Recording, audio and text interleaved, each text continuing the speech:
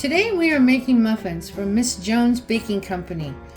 We've never used the gluten-free cake mix before. We have used the cookies. We've also used the brownies. This brand is really amazing. What I love is the ingredients are really easy to read. So are the nutrition facts. And so are the ingredients you need to make this with. Also, they have their own frosting, icing, whatever you'd like to call it. This is made with coconut oil. I am really excited to try it. It should be good.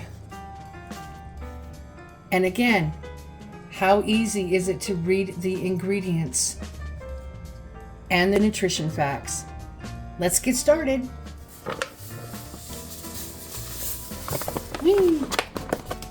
Half a cup of milk, 3 eggs, and a half a cup of unsalted butter. Trying to get this softened up a little bit here. This is actually called tempering. When you still have some that's cold and you have some that's melted, you're actually tempering the stuff that's melted to it.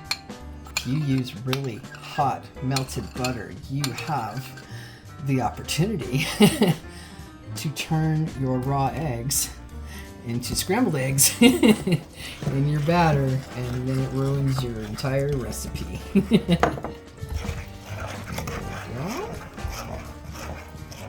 Alright guys, pop. Thank you.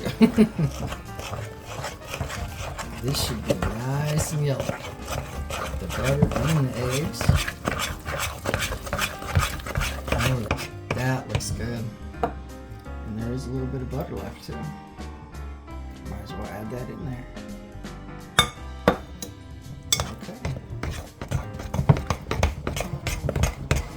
Okay. Let's see how even we can get these. I don't know. That spoon's not going to work. Turn it off, please. Just be on the side.